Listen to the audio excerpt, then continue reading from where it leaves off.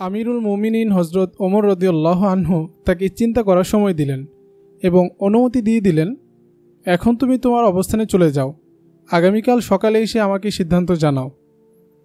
ঘটনাটা জানাজানি হয়ে গিয়েছিল। জাবালা যখন বের হলেন তখন বাইরে হাজিদের বিশাল একটা ভিড় দাঁড়িয়েছিল। লোকগুলো সুবিচারের দাবি জানাচ্ছিল। অবশেষে জনতাকে জানানো হলো রায় আগামীকাল ঘোষণা করা হবে। পরদিন ভোরবেলা পূর্বাকাশে সূর্য উদিত হয়েছে। জাবালা এখনও আসেননি। তাকে ফজরের জামাতেও মসজিদে দেখা যায়নি। এখন অনেক বেলা হয়ে গেছে।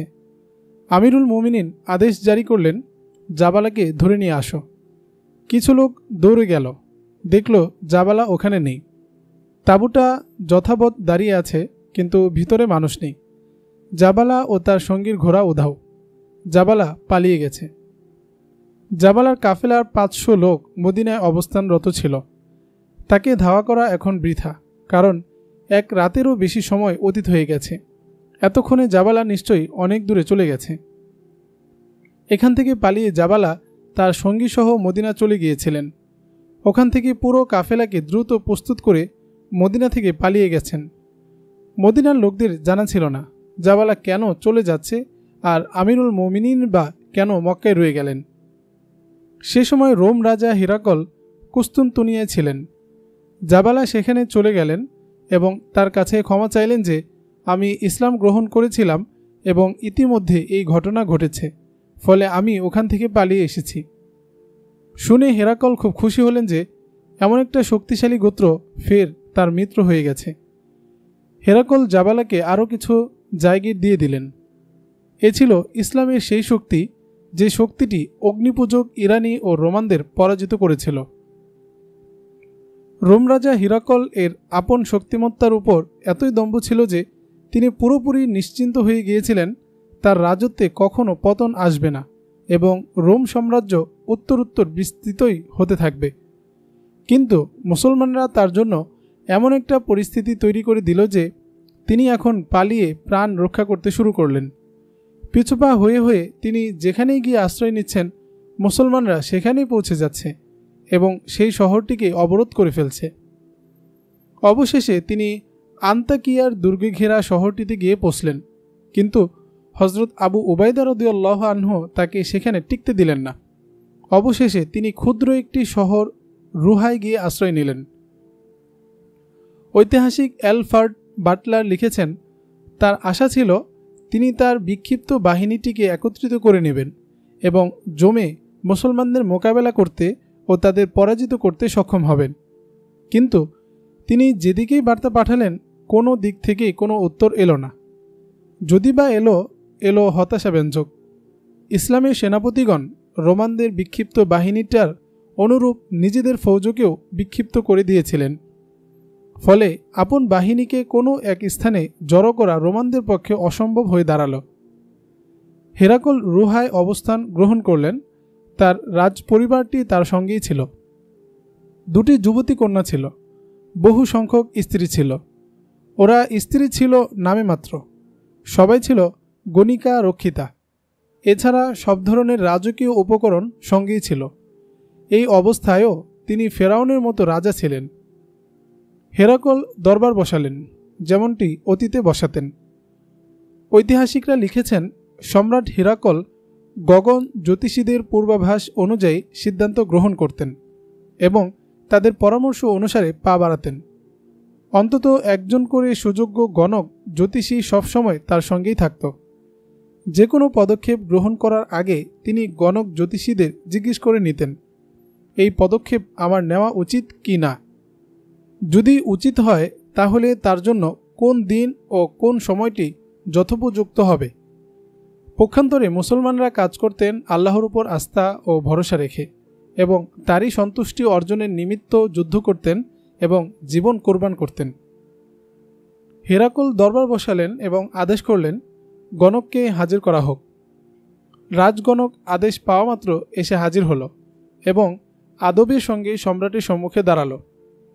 মনে মনে খুশি হচ্ছিল, সম্রাট আমার কাছে জানতে চাইবেন তোমার তারকা কি বলছে দেখো, আমি এখন কোন দিকে যাব, কি পদক্ষেপ নেব। কিন্তু হেরাকল এর চোখ খুলে গিয়েছিল। এবার বলো, ও হে নক্ষত্রের ভেদী। হেরাকল রাজকীয় ভৎসনা সুরে বললেন, তোমার নক্ষত্র কি বলছে? প্রতিবারই তুমি আমাকে বলেছিলে এবার যদি আমি এই পদক্ষেপ গ্রহণ করি তাহলে এমন হবে এবং মুসলমানরা অন্ধ হয়ে পালিয়ে যাবে। তুমি তোমার বিগত দিনের ভবিষ্যৎবাণীগুলোর কথা স্মরণ করো এবং বলো আমাকে এই তথ্য কেন দিলে না যে আমার ভাগ্যে দাঁড়ে দাঁড়ে ঘুরে বেড়ানো, লুকিয়ে লুকিয়ে জীবন রক্ষা করা লিপিবদ্ধ হয়ে আছে এবং আমার কোনো আশ্রয়ই নেই। কাল বিলম্ব না করে এক্ষুনি জবাব দাও। গণক জ্যোতিষশাস্ত্রের পরিভাষায় কথা বলল এবং হেরাকলকে বোঝানোর চেষ্টা করল এই ভুল ভবিষ্যৎবাণীর জন্য দায়ী আমি নই, এর জন্য দায়ী সেই তারকা যেটি মহাশূন্যের বিস্তৃত অঞ্চলে ঘুরে বেড়াচ্ছে। তোমার একটা কথাও আমার বুঝে আসছে না। হেরাকল বললেন, আমাকে কেন বললে না আমার ভাগ্যে আমারই সাম্রাজ্যের দ্বারে দ্বারে লুকিয়ে বেড়ানো এবং আশ্রয় খুঁজে ফেরা লিপিবদ্ধ হয়ে আছে? এই বাস্তবতা আমার কাছে এখন উন্মোচিত হয়েছে যে আমি যেভাবে দেউলিয়ার মতো ঘুরে ফিরছি তেমনি এই তারকাটিও মহাশূন্যের বিস্তৃতির মাঝে গন্তব্যহীন ঘুরে ফিরছে। আরও একটা বাস্তবতা হলো আমাকে ধোঁকা দিয়ে দিয়ে এবং আত্মপ্রবঞ্চনায় লিপ্ত করে এতদিন তুমি শুধুই পকেট ভারী করেছ। সম্রাটকে কি বলে এবং কিভাবে বোঝাবে জ্যোতিষীর কিছুই মাথায় ধরছে না। তার চেহারার রং বদলে গেছে। সে মাথাটা নত করে কিংকর্তব্য বিমূঢ় হয়ে বসে রইল। সম্রাট বসা থেকে উঠলেন এবং ধীর পায়ে এগিয়ে জ্যোতিষীর সম্মুখে গিয়ে দাঁড়ালেন। পুরো দরবারে নীরবতা ছেয়ে আছে, কারণ নিঃশ্বাস ফেলার শব্দটিও শোনা যাচ্ছে না। কারোরই বুঝতে বাকি রইল না সম্রাট বিনা কারণে উঠে জ্যোতিষীর সামনে গিয়ে দাঁড়াননি। হেরাকল হীরাখচিত হাতলের সুদৃশ্য একটা খঞ্জর সবসময় কোমরে ঝুলিয়ে রাখতেন। তার হাতটা তড়িৎ গতিতে সেই খঞ্জরের হাতলে পৌঁছে গেল। অস্ত্রটা খাপ থেকে বেরিয়ে এলো। পরবর্তী মুহূর্তেই খঞ্জরটা জ্যোতিষীর বুকে বিদ্ধ হয়ে গেল। জ্যোতিষী ঝটপট উভয় হাত দ্বারা পেটটা চেপে ধরে দুপা পেছনে সরে গেল। তার দেহটা কাঁপতে লাগল। পরক্ষণেই সে মাটিতে লুটিয়ে পড়ল। হেরাকল হাতের খঞ্জরটা এক ধারে ছুঁড়ে ফেললেন। এক ব্যক্তি খঞ্জরটা তুলে নিল। তার অর্থ এই ছিল যে এটি পরিষ্কার করে আমাকে ফেরত দাও। হেরাকল আসনে গিয়ে বসলেন। কিছু লোক ধেয়ে এলো। তারা মৃত জ্যোতিষীর লাশটা তুলে নিয়ে গেল। শাহ মার্দিনকে নিয়ে এসো, হেরাকল আদেশ করলেন। আজ আমি এই দুজনেরই ভাগ্যের ফয়সালা করতে চাই। এরা আমাকে আমার ভাগ্যের মিথ্যা প্রতিচ্ছায়া দেখাত। বেশিক্ষণ দেরি হলো না। হেরাকল এরই বয়সী এক ব্যক্তিকে দরবারে নিয়ে আসা হলো। পরিষদের সব কজন সদস্য তার প্রতি তাকিয়ে থাকল। সকলেরই দৃষ্টিতে লোকটার প্রতি মমতা ঝরে পড়ছিল। তারা বোধহয় ভাবছিল, যদি লোকটাকে অবহিত করা হয় তোমার জীবনের আর কয়েকটা মুহূর্ত মাত্র অবশিষ্ট আছে, তাহলে তার অবস্থাটা কেমন হবে। সম্রাট হীরাকলই একমাত্র ব্যক্তি যার চোখে ও অন্তরে এই মুহূর্তে কোনো মমতা নেই। এক দরবারি খঞ্জরটা পরিষ্কার করে তার হাতে তুলে দিল। হেরাকল খঞ্জরটা খাপের মধ্যে ঢুকিয়ে নিলেন। শাহ মার্দিন নামক এই লোকটা রাজ জ্যোতিষী। হেরাকল প্রতিটি যুদ্ধ ও প্রতিটি অগ্রযাত্রার আগে তার থেকে আগাম ধারণা গ্রহণ করতেন। আমার ভাগ্য গণনাকারী, হেরাকল শাহ মার্দিনকে জিজ্ঞেস করলেন, তুমি কি বলতে পারো তোমার ভাগ্যে কি লিপিবদ্ধ আছে? তাই যা আমি চেয়েছিলাম, শাহ মার্দিন উত্তর দিল। আজ যখন আমাকে মৃত্যুর অলিন্দে দাঁড় করিয়ে দেওয়া হলো, তখন জীবন দানের পূর্বক্ষণে সত্য বলে যেতে চাই। শুনুন হে রোমের মহাশক্তিধর সম্রাট, আপনি যখনই আমাকে আপনার জন্য ভবিষ্যৎবাণী প্রস্তুত করতে বলেছেন, সবসময় আমি আপনার চাহিদা অনুযায়ী মতামত প্রদান করেছি। আপনাকে আমি আত্মপ্রবঞ্চনায় লিপ্ত রেখেছি এবং এ ধারণাই প্রদান করেছি যে আপনি মানুষ নন, আপনি দেবতা এবং আপনার সম্মুখে দাঁড়াবার সাধ্য কারোরই নেই। তার মানে এতকাল তুমি আমাকে অনবরত ধোঁকা দিয়েছ আর পুরস্কার গ্রহণ করেছ? হেরাকল বললেন, আমার ভাগ্য গণনার বিনিময়ে আমি তোমাকে রাজকীয় মর্যাদা দিয়ে রেখেছিলাম এবং তোমার পিছনে অকাতরে সম্পদ ব্যয় করে আসছিলাম, আর তুমি কিনা সেই মর্যাদা আর সম্পদের বিনিময়ে আমাকে ধোঁকা দিয়ে আসছ। বিত্তের বিনিময়ে নয়, শাহ মার্দিন বলল, প্রতিশোধের খাতিরে। আমি আপনার থেকে প্রতিশোধ গ্রহণ করেছি। আপনাকে আমি এমন একটা জায়গায় পৌঁছিয়ে দিয়েছি যেখান থেকে ফিরে আপনি সাম্রাজ্যে শাসনকার্য পরিচালনা করতে যেতে সক্ষম হবেন না। প্রতিশোধ? হেরাকল বিস্মিত কণ্ঠে জিজ্ঞেস করলেন, কিসের প্রতিশোধ? আমি তোমার কি ক্ষতি করেছি? হ্যাঁ, প্রতিশোধ। শাহ মার্দিন পরম বীরত্বের সঙ্গে বললেন, আমি আপনার একটা পাপের প্রতিশোধ নিয়েছি। আপনি আজ থেকে 27-28 বছর আগের একটা ঘটনা স্মরণ করুন। না, সেই ঘটনাটা আপনার মনে পড়বে না, কারণ রাজা বাদশাদের অতীত মনে থাকে না। আপনি একদিন বনে শিকার খেলতে গিয়েছিলেন, সঙ্গে মুসাহেব ও চাকর বাকরদের একটা বহরও ছিল। আমি আমার এক যুবতী বোনকে নিয়ে সেই বনের মধ্য দিয়ে পথ অতিক্রম করছিলাম। আমার বোনটা খুব সুন্দরী ছিল এবং আমি তাকে এত স্নেহ করতাম যে আপন ধর্মের প্রতিও আমার অত আন্তরিকতা ছিল না। আপনার দুজন মুসাহেব আমার বোনটাকে দেখে ফেলল এবং তাকে ধরে ফেলল। আমি তাকে বাঁচানোর চেষ্টা করলাম, কিন্তু তারা আমাকে পেটাতে শুরু করলো এবং বলল, সম্রাট হিরাকলের জন্য একটা রূপসী মেয়ে দরকার। তিনি 3-4 দিন এই বনে অবস্থান করবেন, ফলে তার জন্য এই মেয়েটাকে আমাদের নিয়ে যেতে হবে। তারা আমার হাত থেকে আমার বোনটাকে নিয়ে গেল। বোন আমার, ভাইয়া আমাকে বাঁচাও বাঁচাও বলে আর্তনাদ করছিল, কিন্তু আমার কিছুই করার ছিল না। আমি আপনার কাছে যেতে চাইলাম, কিন্তু আপনার লোকেরা আমাকে যেতেও দিল না। আমি সেখানেই পড়ে রইলাম। পরে যখন আপনি তাঁবু থেকে শিকারে বের হলেন, তখন আমি দৌড়ে এসে আপনার পায়ের উপর লুটিয়ে পড়লাম এবং আমার বোনকে আপনার কাছে ভিক্ষা চাইলাম, কিন্তু আপনি আমাকে পা দ্বারা সজোরে লাথি মেরে সরিয়ে দিলেন এবং বললেন, একে তুলে দূরে কোথাও ফেলে দাও। আপনার লোকেরা আমাকে মেরে পিটিয়ে এক স্থানে ফেলে রাখল, কিন্তু তারপরও আমি সেখানে বসে রইলাম। আমি 3 থেকে 4টা দিন না খেয়ে অতিবাহিত করলাম। পরে আপনি যখন শিকার থেকে ফিরে এলেন, তখন আমি সেই জায়গায় গেলাম যেখানে আপনার তাঁবু ছিল। ওখানে আমি আমার বোনের বিবসনা মৃতদেহটা পড়ে আছে দেখতে পেলাম। আমার বুঝতে বাকি রইল না আপনি ও আপনার সঙ্গীরা আমার নিরপরাধ বোনটির সঙ্গে এই আচরণ করেছেন। আমি তখনই প্রতিজ্ঞা নিয়েছিলাম, হেরাকল থেকে আমি এর প্রতিশোধ অবশ্যই নেব। আমার পিতা জ্যোতির্বিদ্যায় পারদর্শী ছিলেন। মানুষ থেকে অর্থ নিয়ে তিনি ভাগ্য গণনা করতেন এবং ভবিষ্যৎবাণী করতেন। তিনি এই বিদ্যাটি আমাকেও শিখিয়ে দিয়েছিলেন, কিন্তু এই বিদ্যার প্রতি আমার কোনো আন্তরিকতা ছিল না। এসব আমার ভালোই লাগতো না। অবশেষে পিতা তার কন্যার বিরহ ব্যথা মনে নিয়ে দুনিয়া থেকে বিদায় নিলেন। আমি সবসময় ভাবতে থাকলাম, কি করে আমি আপনার থেকে প্রতিশোধ নেব। একটা পন্থা আমার মাথায় এসে পড়ল। পিতার যোগ্যতার কারণে মানুষ আমাকেও বেশ শ্রদ্ধা করত। আমি আমার পিতার গদিতে বসে পড়লাম এবং জ্যোতিষী ও গণকের কাজ শুরু করে দিলাম। আর এই বিষয়টি আমি বেশ জোরে সোরেই প্রচার করে দিলাম। কিন্তু আমি মূলত পিতার বিদ্যা চর্চা করিনি। তার স্থলে আমি প্রতারণা ও ভেলকি শিখে নিলাম। চারদিকে আমার খ্যাতি ছড়িয়ে পড়ল। এর 7-8 বছর পর আমি কিভাবে আপনার কাছে পৌঁছে গেলাম এবং আপনি কিভাবে আমাকে মহলে রেখে দিলেন, সেই কাহিনী না হয় নাই বললাম। আমি আপনার থেকে প্রতিশোধ নিতে শুরু করলাম। হেরাকল খুব অত্যাচারী ও হিংস্র প্রকৃতির শাসক ছিলেন। দরবারীদের ধারণা ছিল তিনি এক্ষুনি উঠে দাঁড়াবেন এবং শাহ মার্দিনেরও পেটে সেভাবে খঞ্জর বিদ্ধ করবেন, যেভাবে একটু আগে আরেক জ্যোতিষীকে বিদ্ধ করেছিলেন। কিন্তু ঐতিহাসিকরা লিখেছেন, বিস্ময়কর ব্যাপার হলো হেরাকল সেদিন মূর্তি হয়ে গিয়েছিলেন এবং চোখ দুটোকে বিস্ফারিত করে শাহ মার্দিনের প্রতি তাকিয়ে থাকলেন। তার কারণ সম্ভবত এই ছিল যে আজ অবধি কেউ এভাবে তার মুখের উপর এবং চোখে চোখ রেখে সত্য কথা বলার সাহস দেখায়নি। সে সময় দরবারে বেশ কজন দাসী ও 2-3 জন রাজকন্যা উপস্থিত ছিল। তারাও বিস্মিত চোখে ও প্রশ্নবোধক দৃষ্টিতে শাহ মার্দিনের প্রতি তাকিয়ে রইল।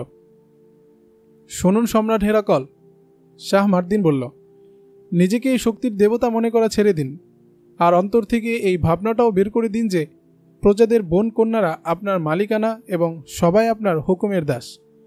আপনি পাপের শাস্তি ভোগ করছেন। আপনার থেকে আমি আমার বোনের শ্লীলতাহানির ও হত্যার প্রতিশোধ এভাবে নিলাম যে অত্যন্ত আকর্ষণীয় ও জাদুকরী আগম বার্তা তৈরি করে করে আমি আপনাকে দেখাতে থাকলাম এবং সব সময় আপনাকে ঘোরের মধ্যে ফেলে রাখলাম। আরও একটি কাজ আমি করেছি, সেটি হলো এই একটু আগে যে গণককে আপনি হত্যা করলেন, তাকে আমি আমার সঙ্গে ভিড়িয়ে নিয়েছিলাম। আপনার থেকে যে বিত্ত আমি প্রাপ্ত হতাম তার অর্ধেক আমি তাকে দিয়ে দিতাম। বিনিময়ে আমার সঙ্গে তার প্রতিশ্রুতি ছিল আপনাকে সেই সময়ের আগে কোনো বিপদ সম্পর্কে সতর্ক করবে না, বরং এমন এমন ভবিষ্যৎবাণী আপনার কানে ঢালতে থাকবে যার উপর ভিত্তি করে আপনি বিপদের দিকে দ্রুত গতিতে এগিয়ে যান এবং পতনের গর্তে গিয়ে পতিত হন। আজ আপনি নিজে সেই পরিণতি দেখে নিন। আমি জানি আজকের দিনটা আমার জীবনের শেষ দিন। জীবনের এই শেষ মুহূর্তে অন্তত একটি সঠিক ও সত্য কথা আমি আপনার কানে দিয়ে যেতে চাই। হতে পারে তার দ্বারা আপনার দিন ফিরে যাবে। কথাটি খুবই গুরুত্বপূর্ণ ও মূল্যবান। শুনুন মহারাজ, প্রত্যেক মানুষের ভাগ্য তার নিজেরই হাতে থাকে। গণক জ্যোতিষীরা মানুষের উপর নেশা চাপিয়ে দেয়। এই নেশা মানুষের মন, মস্তিষ্ক ও দেহকে বেকার করে তোলে। সেই লোক সফল হয় যে সৃষ্টিকর্তা ও আপন সত্তার উপর আস্থা ও ভরসা রাখে। গণকের গণনা ও জ্যোতিষীর ভবিষ্যৎবাণীর উপর নির্ভর করে যারা পথ চলে তাদের পরিণতি তাই হয় যেখানে আপনি পৌঁছে গেছেন। আরবের গরিব বৌদ্ধ ও রাখালরা একটি শক্তিতে পরিণত হয়ে আপনাকে একের পর এক পরাজয় দিয়ে চলছে, আর আপনি আশ্রয় খুঁজে ফিরছেন। আপনি উঠুন এবং আমাকে নিজ হাতে হত্যা করুন। তার আগে আমার একটি সত্য ভবিষ্যৎবাণী শুনে নিন। আপনার জন্য আমি জীবনে এই প্রথম এমন একটি ভবিষ্যৎবাণী প্রস্তুত করেছি যেটি সর্বদিক থেকে সঠিক ও সত্য। জীবনের বেলাভূমিতে দাঁড়িয়ে আমি আপনার সঙ্গে একটি পূর্ণ করে যেতে চাই। এখন আর কোনো দিন আপনি শাম যেতে পারবেন না। আপনার ঠিকানা মিশর, যেখানে আপনার স্বজাতির রাজত্ব চলছে। কিছুদিন পরই আরবের মুসলমানরা আপনার উপর বজ্রের মতো এসে পতিত হবে। এত রক্ত ঝরবে যে নীল নদ লাল হয়ে যাবে। তারপর আপনার রোমান রাজত্বের বোচকা গোল হয়ে যাবে এবং রোম উপসাগরে ডুবে যাবে। মিশর ইসলামী সাম্রাজ্যের অন্তর্ভুক্ত হয়ে যাবে। এমন সব স্পর্শকাতর ঘটনা জন্ম নেবে যেগুলো ঐতিহাসিকরা কিয়ামত পর্যন্ত বিশ্ববাসীকে শোনাতে থাকবে। আপনি চাইলে আমাকে এখনই হত্যা করে ফেলতে পারেন, ইচ্ছে হলে কারাগারেও ফেলে রাখতে পারেন। যদি আমার এই ভবিষ্যৎবাণী ভুল প্রমাণিত হয় তাহলে তখন আমাকে হত্যা করবেন, আর যদি সত্য ও সঠিক প্রমাণিত হয় তাহলে মুসলমানরা এসে আমাকে মুক্ত করবে। শাহ মার্দিন থামলেন। সমগ্র দরবারের উপর নীরবতা ছেয়ে গেল। সম্রাট হিরাকলও চুপচাপ বসে রইলেন। মনে হচ্ছিল এখানে যতগুলো মানুষ ছিল হঠাৎ সবাই পাথরের মূর্তি হয়ে গেছে। অবশেষে হিরাকল উঠে দাঁড়ালেন। শাহ মার্দিন, হেরাকল তার রাজকীয় সুরে বললেন, আমি কখনো কারো কাছে ক্ষমা চাইনি। যাও, তুমি মুক্ত। শাহ মার্দিন কিছুক্ষণ যাবৎ হেরাকলের মুখপানে তাকিয়ে থাকল, যেন তার কানকে সে বিশ্বাস করতে পারছিল না। হেরাকল আরেকবার বললেন, তুমি চলে যাও। এবার শাহ মার্দিন সম্বিত ফিরে পেল এবং মোড় ঘুরিয়ে উল্টো পায়ে দরবার থেকে বেরিয়ে গেল। ইতিহাস থেকে জানা যাচ্ছে সে সময় হিরাকল মস্তিষ্কের ভারসাম্য হারিয়ে ফেলেছিলেন এবং মানসিকভাবে তাকে স্বাভাবিক মনে হচ্ছিল না।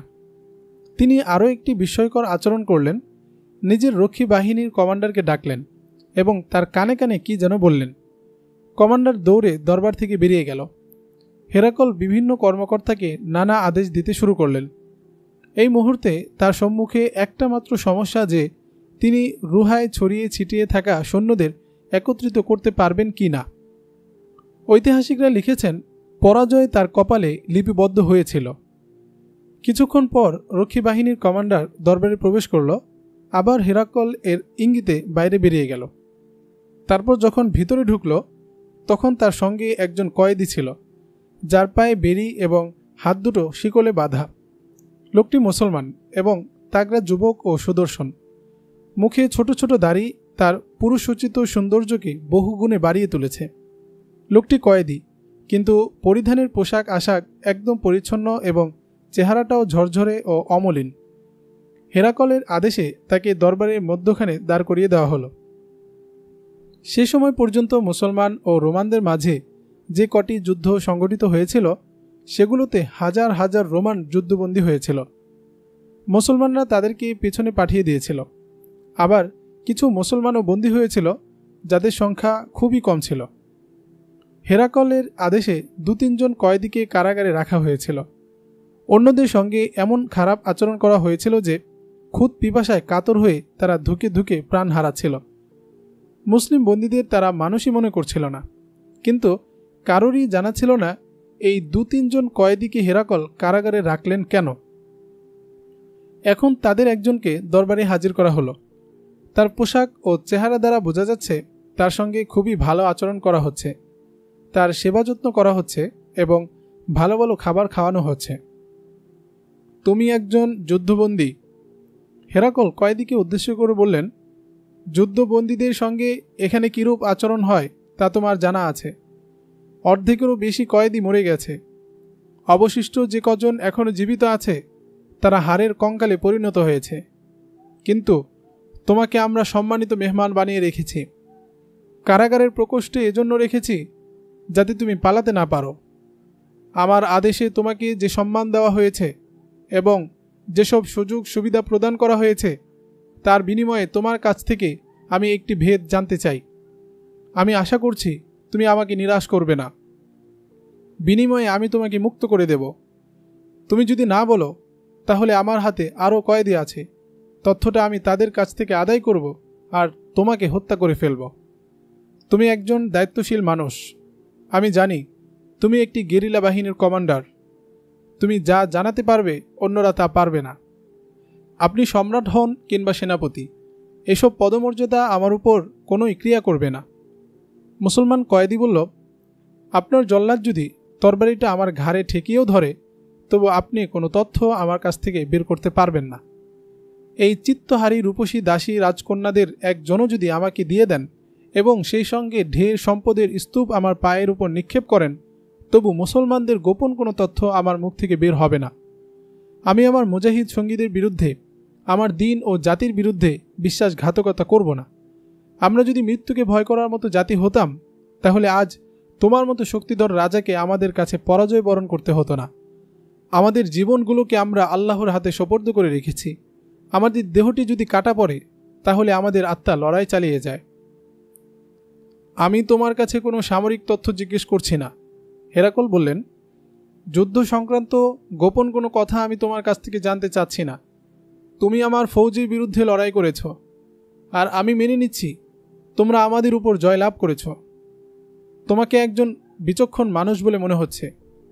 আমাকে শুধু এই তথ্যটুকু দাও যে তোমাদের বাহিনীতে এমন কোন গুণটি আছে যেটি আমার বাহিনীতে নেই, আর আমার বাহিনীতে এমন কোন ত্রুটিটা আছে যার ফলে আমরা সংখ্যায় এত বিপুল হওয়া সত্ত্বেও তোমাদের অল্প সংখ্যক মানুষের কাছে পরাজয় বরণ করতে বাধ্য হচ্ছি।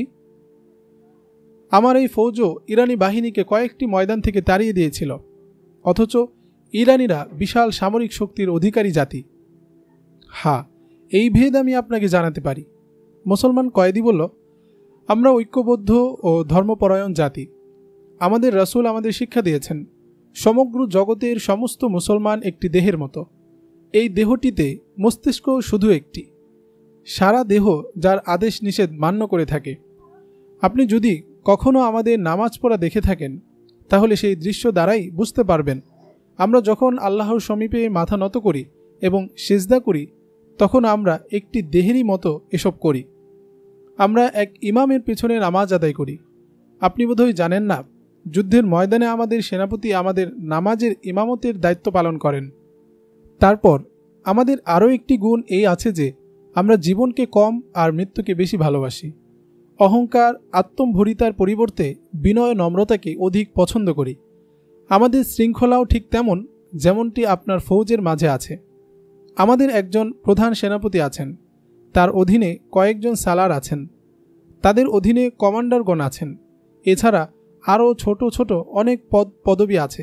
কিন্তু আমরা যখন একত্রে বসি তখন আমাদের মাঝে শাসক শাসিতের কোনো ভেদাভেদ থাকে না। তখন আমাদের এসব পদমর্যাদা তিরোহিত হয়ে যায়। আমাদের মাঝে কেউ রাজা নন, কেউ প্রজা নয়। কেউ যদি আমাদের হত্যার হুমকি দেয় কিংবা সম্পদের প্রলোভন দেখায় তাহলে সবার আগে আমরা আল্লাহর পানে তাকাই এবং তারই বিধানের অনুসরণ করি। আপনি আমাকে আপনার বাহিনীর ত্রুটি সম্পর্কে জিজ্ঞেস করেছেন। আপনার বাহিনীর সবচেয়ে বড় ত্রুটিটা হলো আপনার অস্তিত্ব। আপনি মাথা থেকে ক্ষমতার দম্ভ বের করে দিন এবং নিজেকে মানসিকভাবে একজন সৈনিক ভাবতে শুরু করুন। তারপর দেখুন এই বাহিনীর মাঝেও সেই শক্তিটি তৈরি হয়ে গেছে কিনা যেটি আমাদের মাঝে আছে। আরেকটা ত্রুটি হলো আমরা যুদ্ধ করি আল্লাহকে সন্তুষ্ট করার জন্য, আর আপনার ফৌজও যুদ্ধ করে আপনাকে খুশি করার জন্য। আপনি যদি পিছনে সরে যান তাহলে আপনার সৈনিকরা ছিন্ন ভিন্ন হয়ে যায়, কিন্তু আমাদের আল্লাহ কখনো পিছুপা হন না। তার নামে আমরা সামনের দিকে এগোতেই থাকি। আমাদের কেউ শহীদ হলে অন্যরা এসে তার স্থান পূরণ করে ফেলে। আমাদের সৈনিকরা যদি রণাঙ্গনে নিঃসঙ্গ হয়ে পড়ে তাহলে তারা নিজেরাই নিজেদের সালার হয়ে যায় এবং তারা নিজেদের কখনো এই আদেশ করে না যে তুমি যেহেতু একা তাই পালিয়ে যাও। এই তথ্য জানার পর হিরাকল তার সঙ্গে এবার যুদ্ধের গোপন তথ্যাদির ব্যাপারে কথা বলতে শুরু করলেন। জিজ্ঞাসা করলেন, তোমাদের সিপাহ সালারদের পরবর্তী পরিকল্পনা কি? কিন্তু মুসলমান কয়েদি এ জাতীয় কোনো প্রশ্নের উত্তর দিতে সাফ সাফ অস্বীকৃতি জানালেন। তার মানে তুমি এখনও কয়েদিই থাকতে চাচ্ছ? হেরাকল বললেন, যতদিন না তুমি আমার এই প্রশ্নগুলোর উত্তর দেবে ততদিন তুমি আমার কারাগারে আটকই থাকবে, আর আমি তোমার সঙ্গে সেই আচরণ শুরু করে দিব যেমনটি আমার শত্রুর যুদ্ধবন্দীদের সঙ্গে করে থাকি। হেরাকল আদেশ করলেন, একে আপাতত সেই প্রকোষ্ঠে নিয়ে ফেলে রাখো, দুদিন পর আবার আমার সামনে এনে হাজির করবে। কয়েদিকে দরবার থেকে নিয়ে যাওয়া হলো। পরদিন সকালবেলা হেরাকলের এক যুবতী কন্যা ঘোড়ায় চড়ে কয়েদখানায় এলো। জেলার সংবাদটা পেয়ে ছুটে বাইরে বেরিয়ে এলো এবং রাজকুমারীর সামনে অবনত মস্তকে ঝুঁকে পড়ল। ওখানে রাজপরিবারের প্রতিজন সদস্যেরই আদেশ চলত। এ তো রাজকন্যা, রাজকন্যাদের মর্যাদাই ছিল আলাদা। রাজকুমারী মুসলমান কয়েদির নাম উল্লেখ করে বলল, আমি ওকে নিতে এসেছি, সম্রাট তাকে যেতে আদেশ করেছেন। কয়েদি যদি অন্য কেউ হতো তাহলে জেলার চিন্তা করত একজন কয়েদিকে নেওয়ার জন্য রাজকুমারী এলেন কেন, কিন্তু জেলারের জানা ছিল এই মুসলমান কয়েদির সঙ্গে আলাদা ধরনের আচরণ করা হচ্ছে এবং এই শুধু নামের কয়েদি। এই তো একদিন আগেই সম্রাট তাকে দরবারে ডেকে পাঠিয়েছিলেন। ফলে জেলার ভাববার প্রয়োজন মনে করল না শাহজাদি এই কয়েদিকে সঙ্গী করে নিতে এলো কেন। জেলার রাজকুমারীকে সঙ্গে করে চাবি নিয়ে মুসলমান কয়েদির কক্ষের সামনে গিয়ে দাঁড়ালো। কক্ষের দরজা খুলে কয়েদিকে বের করে আনলো এবং তাকে রাজকুমারীর হাতে তুলে দিল। সে আজ সম্রাট হিরাকলের অতিথি হবে। রাজকুমারী জেলারকে উদ্দেশ্য করে বলল, তিনি এর পায়ের বেড়ি ও হাতের শিকল খুলে দিতে আদেশ করেছেন। সঙ্গে সঙ্গে আদেশ তামিল হয়ে গেল। জেলার কয়েদির বেড়ি ও শিকল খুলে দিল। রাজকুমারী তাকে সঙ্গে করে নিয়ে গেল। রাজকুমারী নিজে ঘোড়ার পিঠে চড়ে বসল এবং কয়েদিকে বলল, তুমি পায়ে হেঁটে অগ্রসর হও। দুজন কিছু দূর এভাবে পথ চলল যে রাজকুমারী ঘোড়ার পিঠে বসে আছে আর মুসলমান কয়েদি তার পাশে পাশে পায়ে হেঁটে চলছে। এক জায়গায় পৌঁছে রাজকুমারী ঘোড়াটা থামিয়ে ফেলল। আমার পিছনে ঘোড়ার পিঠে চড়ে বসো। রাজকুমারী কয়েদিকে বলল, লাগামটা হাতে নিয়ে ঘোড়া হাঁকাও এবং ঘোড়াটাকে স্বাধীন ছেড়ে দাও। সামনে তুমি আলাদা ঘোড়া পেয়ে যাবে। আর আমাকে একথা জিজ্ঞেস করো না আমি তোমাকে কোথায় নিয়ে যাচ্ছি। কয়েদি কোনো কথা না বলে চুপচাপ রাজকুমারীর পেছনে ঘোড়ার পিঠে চড়ে বসল এবং দ্রুত বেগে ঘোড়া হাঁকালো। সামনে ঘন বন ও পাহাড়ি অঞ্চল। এখন তারা শহর ছেড়ে অনেক দূর বেরিয়ে এসেছে। এবার কয়েদি রাজকুমারীকে জিজ্ঞেস করল, আমাকে আপনি কোথায় নিয়ে যাচ্ছেন? তুমি আমার সঙ্গে যাচ্ছ না, আমি তোমার সঙ্গে যাচ্ছি। রাজকুমারী বলল, আমাকে তোমার ফৌজে নিয়ে চলো, আমি ফিরে আসার জন্য যাচ্ছি না, আর এজন্যই আমি তোমাকে কয়েদখানা থেকে বের করে এনেছি। কয়েদি ঘোড়ার লাগামে মৃদু নাড়া দিল। ঘোড়া দ্রুত বেগে ছুটতে লাগল। কয়েদির জানা ছিল না তার বাহিনী কোথায় থাকতে পারে, তাই ধরা পড়ার আশঙ্কা তার মাথায় ছিল। তাই সে ঘোড়ার গতি সামান্য বাড়িয়ে দিল। সেদিনই সন্ধ্যাবেলা। পশ্চিমাকাশে সূর্যটা অস্ত যেতে আর অল্প বাকি। রাজকুমারীর নাম সারিনা। কোনো সাধারণ পরিবারের সন্তান নয় যে ঘন্টা 2 ঘন্টা পরেই ঘরের লোকেরা বিচলিত হয়ে উঠবে, আরে মেয়েটা গেল কোথায়, সেই কখন গেল, এখনও তো এলো না, ব্যাপারটা কি? সারিনা রাজকন্যা, তার মায়ের জানা ছিল মেয়েটা ঘোড়ায় চড়ে গেছে, কাজেই আসতে একটু বিলম্ব হবেই। কিন্তু সারাটা দিন কেটে গেল। সারিনা এখানে একলা মেয়ে নয়, এটি রাজমহল। এখানে তার মতো আরও অনেক মেয়ে আছে। অনেকে আছে রক্ষিতা, অনেকে স্ত্রী। ফলে একটা মেয়ের কিছু সময়ের জন্য এদিক ওদিক হয়ে যাওয়া বিচলিত হওয়ার মতো কোনো ঘটনা নয়। সারাটা দিন গেল। সারিনার মা তার মেয়ের অনুপস্থিতি টেরই পেলেন না। টের না পাওয়ার বড় একটা কারণ, সময়টা ছিল খুবই নাজুক। মহলে এক ধরনের অস্থিরতা বিরাজ করছিল। সম্রাট হিরাকল পালিয়ে বেড়াচ্ছিলেন। তার বাহিনী পরাজয়ের গ্লানি মাথায় নিয়ে এখানে ওখানে ছড়িয়ে ছিটিয়ে অবস্থান করছিল। হিরাকল ফেরাউনদের মতো শাসক ছিলেন। পরাজিত হয়ে তিনি পাগলের মতো হয়ে আছেন। তার স্ত্রী রক্ষিতা ও মহলের অন্যান্য লোকেরা লুকিয়ে লুকিয়ে সময় পার করছে। কারণ বলা যায় না, রাগের মাথায় সম্রাট কখন কার পেটে খঞ্জর ঢুকিয়ে দেন। কাউকে হত্যা করা ছিল তার জন্য এমন, যেন অপ্রয়োজনীয় কোনো বস্তুকে তুলে ঘর থেকে বাইরে ফেলে দিলেন। এখন সন্ধ্যা হয়ে গেছে। এবার সারিনার মা বিচলিত হতে শুরু করলেন। ব্যাপারটা কি, মেয়েটা এখনও এলো না কেন? কিন্তু তিনি বিষয়টা সম্রাটকে বলতে ভয় পাচ্ছেন, কারণ সম্রাট আগে থেকেই ক্ষোভের আগুনে পড়ছেন। মনটা তার এমনিতেই বেজায় খারাপ। সূর্য অস্ত যেতে শুরু করেছে। রানীর মনের অস্থিরতা আরও বেড়ে গেল। এবার তিনি সম্রাটের কক্ষে প্রবেশ করলেন।